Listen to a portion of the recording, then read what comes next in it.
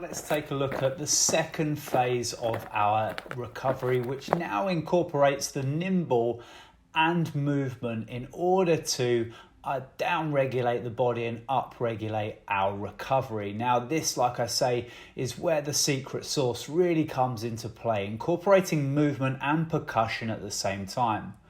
Starting in a split stance, opening up the front side of the left hip, taking that hip through some forwards and backwards movements, and then just trying to find some of the spots, some of the little tender spots with the nimble gun, with the percussion.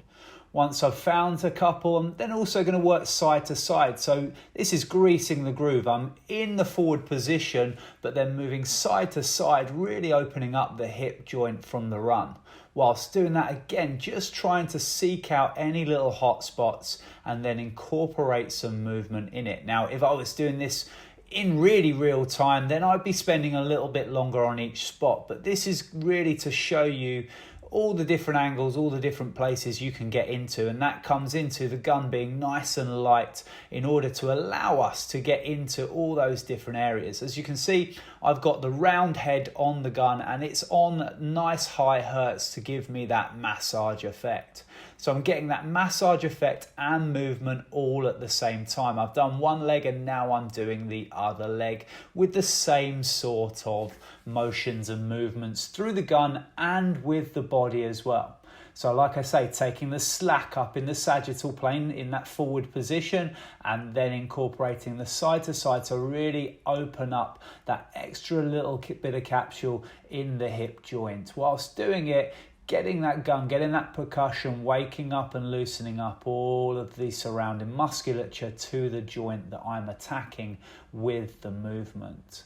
Also, I can get into the stabilizing leg, that front leg as well, get into the adductors nicely from that position, opened up and really getting into different areas. So once you're in that stance, you can try and find out different movements, different little positions, different little tweaks from that baseline position and that baseline movement. Once I've done that, really attacking the front side of the hips and that stride type position, which is great post running, I'm now going to incorporate and try and get into a little bit more lateral hips and inner thigh.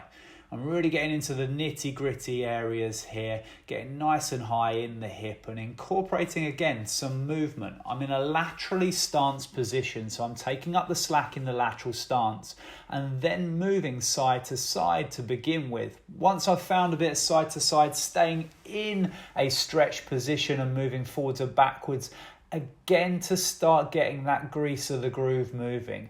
Again, that is the added extra bit of mobility, and with the percussion incorporated in it too, we're really getting that tri kind of movement and therapy all done on our own. It really is allowing us to get an extra dimension to our post-run mobility. Once I've done one side, I'm then going to look at incorporating the other side. So again, getting into the high inner hip, getting into the front of the adductors, maybe getting into behind the adductors, getting into the hamstring group from that wide angle. Trying to find out, locate again any hot spots with the percussion whilst incorporating that movement and motion through the mobility exercises in the different stances. So looking at that wide stance, and this feels great. Again, if I was looking at real time and I found a hot spot, I might spend a bit more time on it, although the time I've taken on this in particular still feels like enough to have made a difference by the time I've finished. Here you can see really getting into the inside hamstrings, getting into all those kind of little joint connections where the tendon meets the muscle is a really great place to get a bit of percussion. I'm also, because internal rotation is well used when running, and it's a great one that also helps out with the calf stretching, with calf mobility and ankle mobility, that posterior and lateral calf, which I use particularly myself a lot of when running. I've positioned myself in that T position, that internally rotated position, so my hips are buying and getting some internal rotation mobility after the drill. I'm taking myself through some extra rotation, and as you can see, getting that little down and up motion.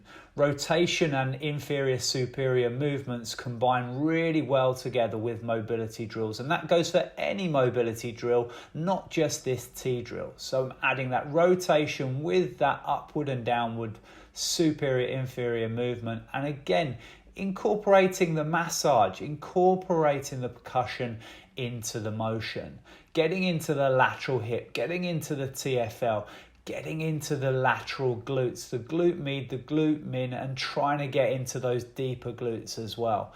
Getting that nice bit of massage, getting that feeling, which often just helps soften up the movement.